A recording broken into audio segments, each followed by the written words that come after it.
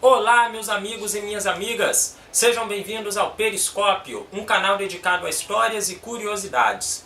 Nesse vídeo nós vamos falar do Príncipe de Astúrias, o maior naufrágio em águas brasileiras até hoje, que ficou conhecido como Titanic brasileiro.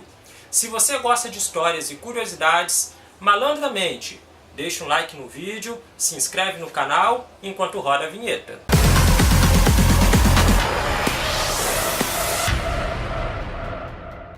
Pessoal, apenas 4 anos após a famosa tragédia do Titanic, aconteceu lá na Ilha Bela, no estado de São Paulo, o maior desastre marítimo brasileiro até hoje. O Príncipe de Astúrias rumava para Buenos Aires quando afundou menos de 10 minutos, deixando pelo menos 445 mortos. Para entender como isso aconteceu, vamos primeiro falar sobre o navio.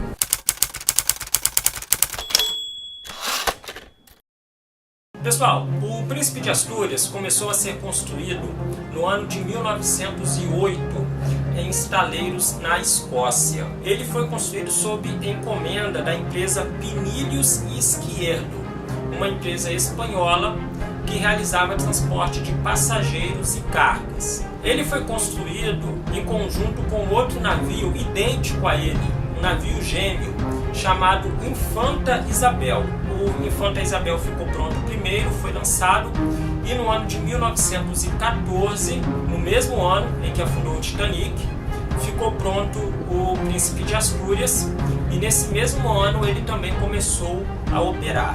O objetivo desses navios, principalmente do Príncipe de Astúrias, era realizar um transporte rápido para os padrões da época e seguro de navio entre a Europa e as Américas, ou seja, cruzar o Atlântico em navios seguros e também bastante luxuosos. O Príncipe de Astúrias, ele realizava exclusivamente a rota Barcelona-Buenos Aires. Então no dia 17 do mês que ele ia começar a viagem, sempre no dia 17, ele partia de Barcelona, na Espanha, e só terminava a viagem em Buenos Aires, na Argentina.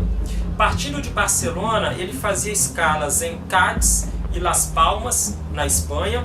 Depois ele fazia uma parada nas Ilhas Canárias e aí atravessava o Atlântico e cruzava também de hemisfério, né? Saía do hemisfério norte, descia para o hemisfério sul, e aí só atracava de novo no Rio de Janeiro, depois na cidade de Santos. Em seguida ele rumava para Montevidéu, no Uruguai, e por fim terminava a viagem lá na cidade de Buenos Aires, capital argentina.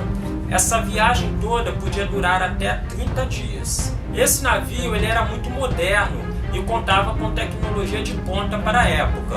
Ele tinha, por exemplo, casco duplo e comportas à prova d'água, assim como no caso do Titanic, né? O casco era todo dividido por comportas que poderiam ser fechadas em caso de vazamento. E ele era também muito luxuoso.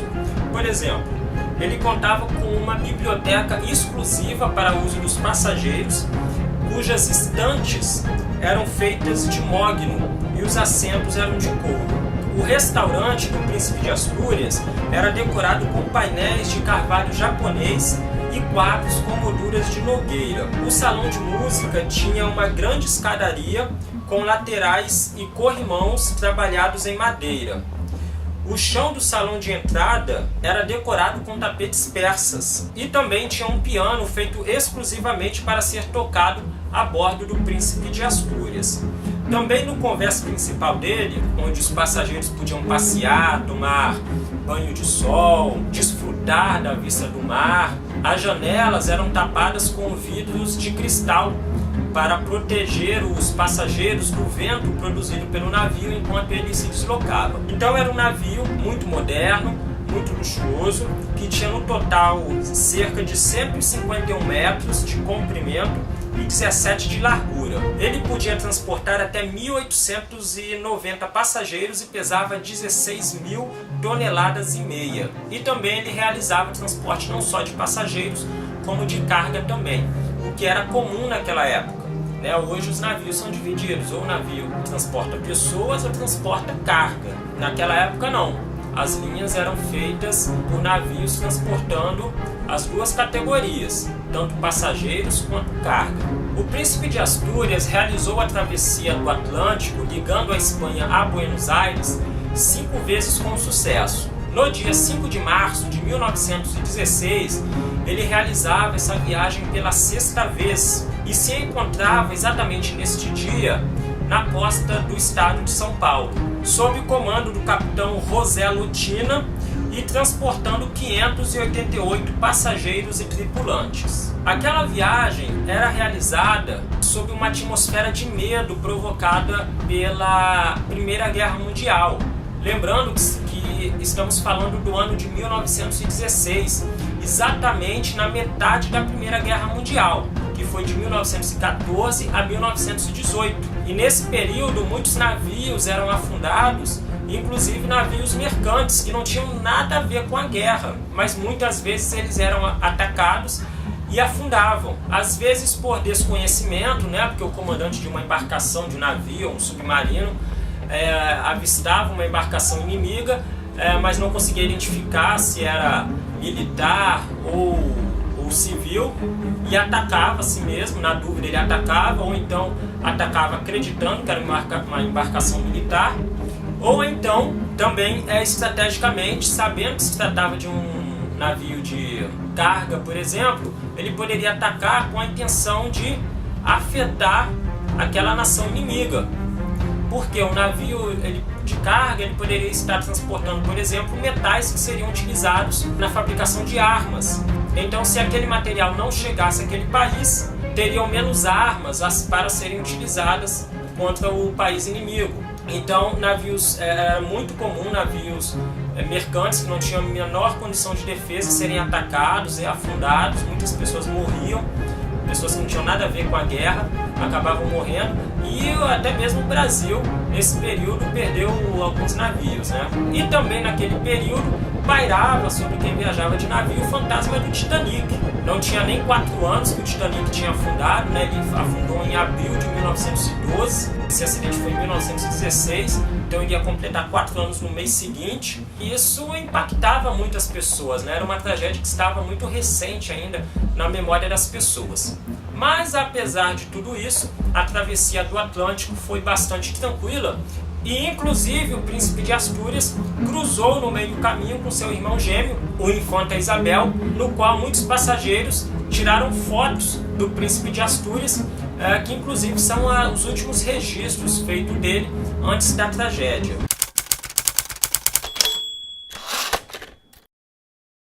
Pessoal, 5 de março de 1916, era um sábado de carnaval, era o 17º dia daquela viagem. Havia sido organizado um baile a bordo, um baile de carnaval, para os passageiros. Já era tarde da noite, as pessoas, muitas estavam cansadas, algumas embriagadas, se recolheram para seus camarotes para descansar, e também muito animadas porque estava previsto para o dia seguinte chegar à cidade de Santos, onde o navio iria fazer uma parada e inclusive alguns passageiros iriam desembarcar. Naquela noite havia um tempo muito ruim, uma chuva torrencial acontecia naquela região, o mar estava muito agitado, ondas fortíssimas chacoalhavam o navio de um lado para o outro, também a visibilidade era muito baixa em função de uma neblina muito cerrada que encobria todo o navio. Foi nesse contexto que o capitão fez uma mudança de rota. Pela rota original, ele deveria passar direto pela Ilhabela, a uma certa distância dela.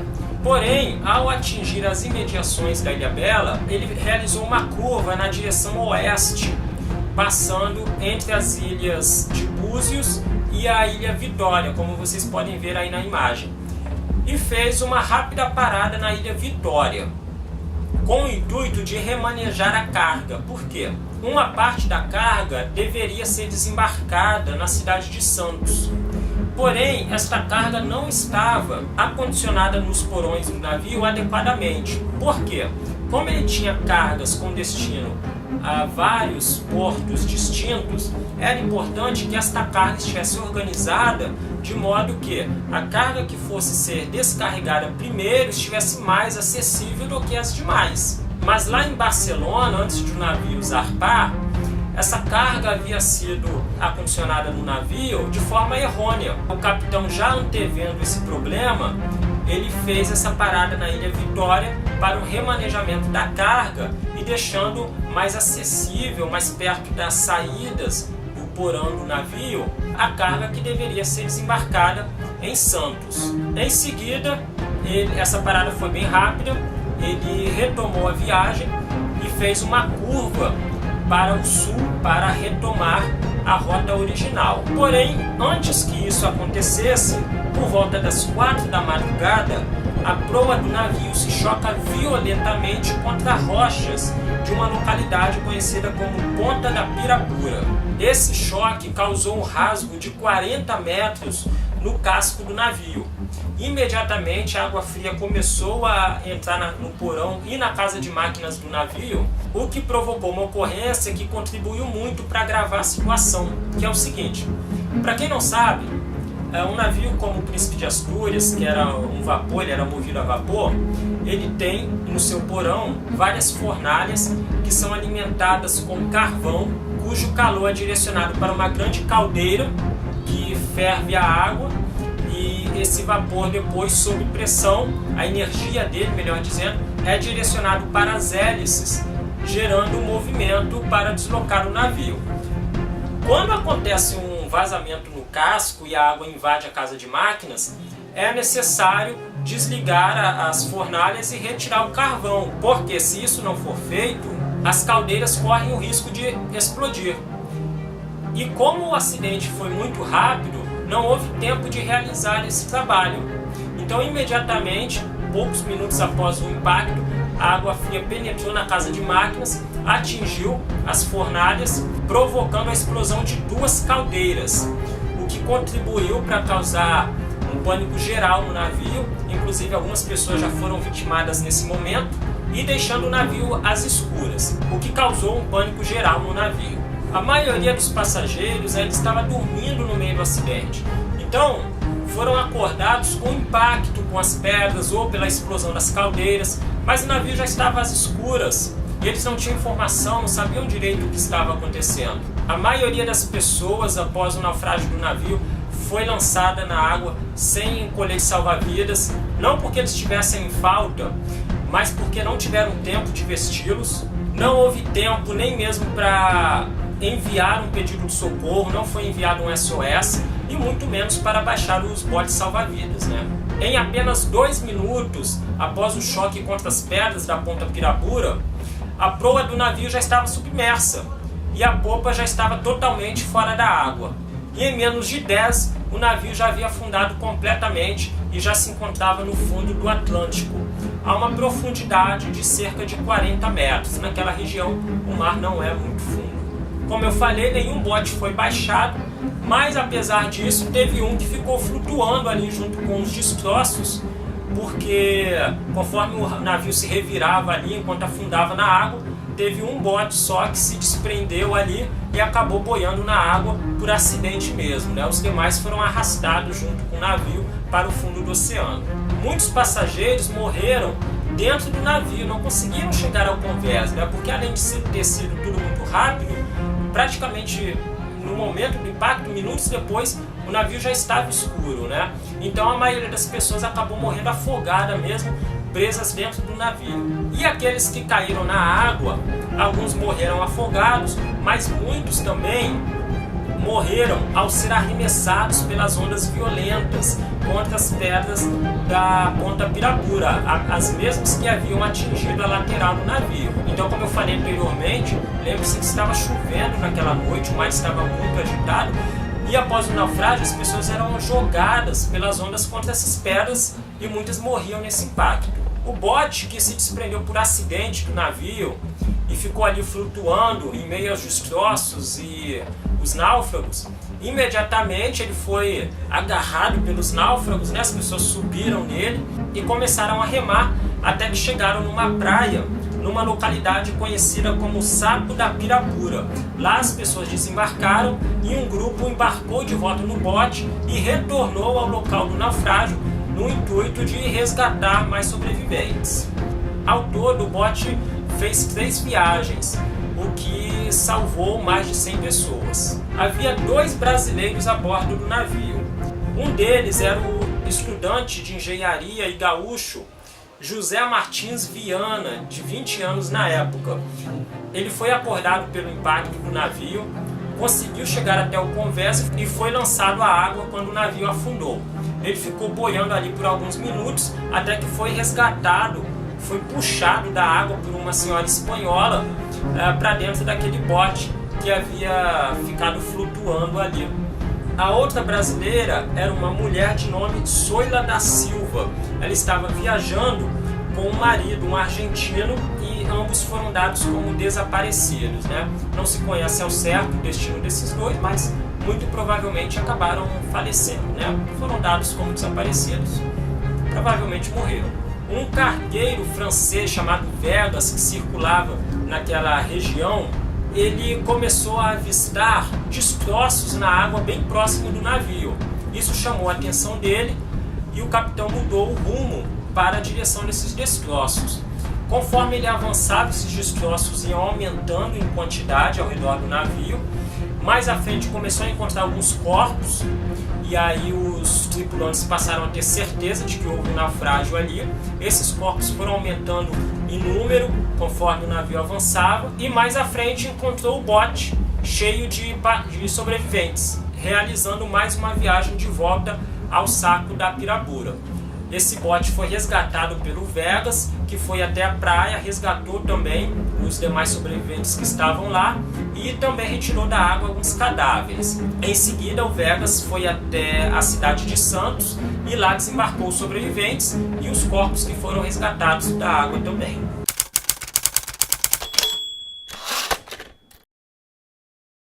Nos dias seguintes ao acidente, começaram a surgir aqui e ali mais alguns sobreviventes. Por exemplo, na Ilha Vitória foram encontrados 3 homens e uma criança. Também um grupo de 10 pessoas atravessou a Ilha Bela, que é uma ilha bem grande, a pé por dentro da mata até chegar ao principal povoado lá da Ilha Bela. E também houve o caso de um grupo de náufragos que ficou vários dias esquecido, sem nenhum recurso, numa praia selvagem da Ilha Bela, sem água, sem comida, dormindo ao relento, até serem encontrados por acaso e resgatados. Em função disso, essa praia foi batizada como Praia da Fome, nome pelo qual é conhecida até hoje.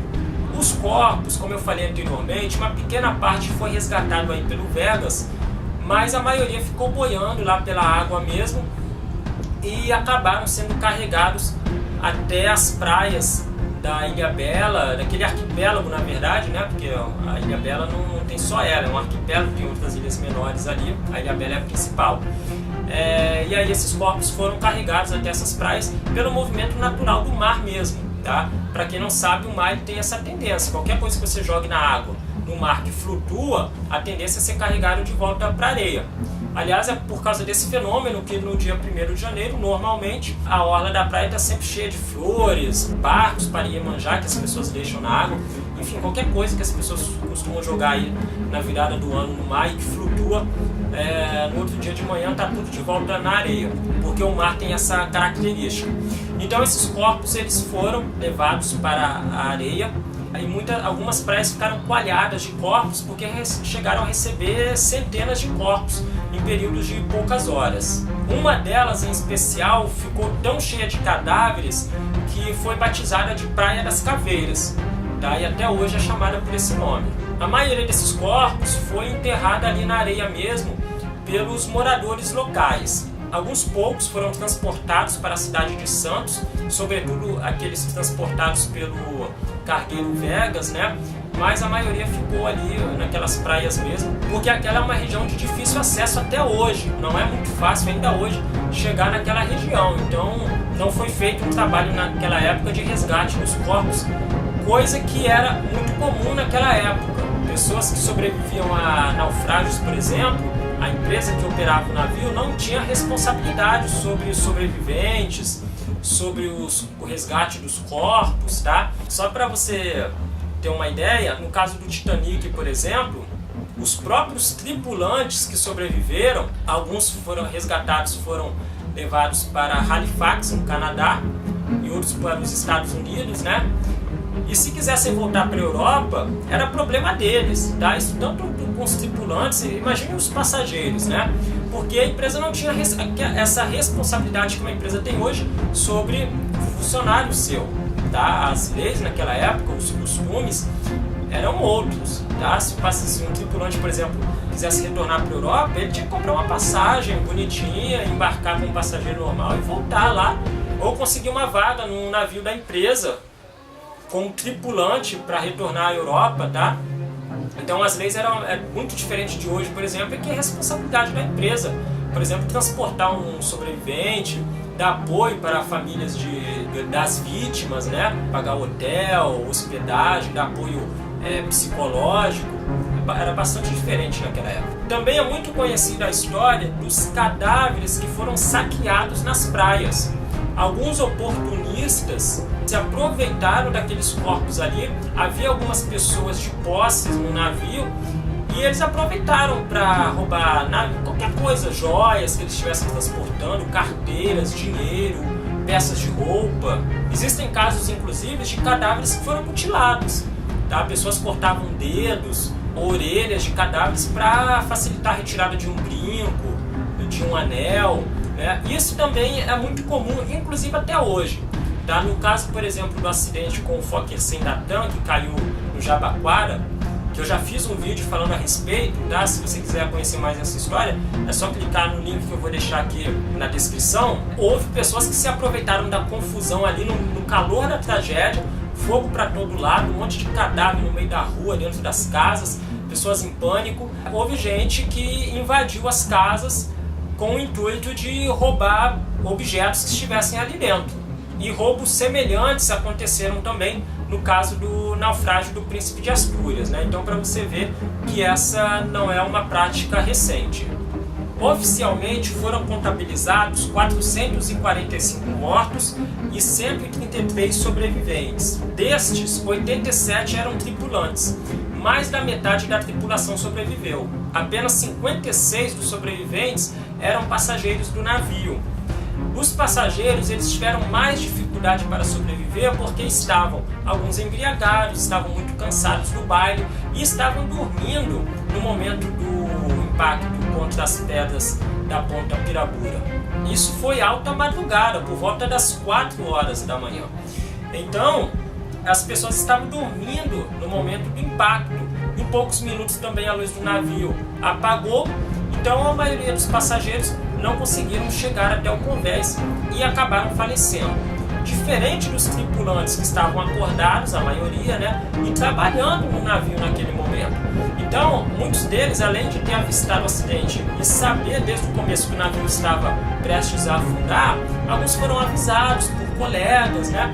Então eles tiveram uma reação mais rápida do que os passageiros, o que facilitou a sobrevivência deles. Especula-se também que o navio poderia estar transportando entre 800 e 1000 pessoas que não constavam no livro de passageiros do navio, porque seriam refugiados da Primeira Guerra Mundial, uma prática comum naquela época, já que muitas pessoas queriam fugir daquele terrível conflito e imigravam ilegalmente para vários países, e aí elas eram embarcadas nos navios clandestinamente.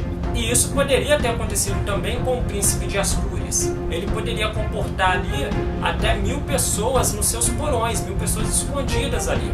E isso era uma prática muito comum na época, né? Então os pesquisadores apontam por que isso não poderia ter acontecido com o Príncipe de Astúrias. Não existem registros desses passageiros clandestinos porque não era feito, né? Mas era uma prática comum. Portanto, se o Príncipe de Astúrias estava transportando naquela viagem passageiros clandestinos, o número de mortos pode facilmente ultrapassar 1000 pessoas. O Infanta Isabel continuou sendo operado pela Pinilhos e Esquerdo durante muitos anos, até que a empresa passou por uma grave crise financeira e foi obrigada a vender quase toda a sua frota. Aí o Infanta Isabel foi vendido em 1926 para uma empresa japonesa que ficou operando esse navio até que ele foi torpedeado e afundou durante a Segunda Guerra Mundial, no dia 21 de setembro de 1944.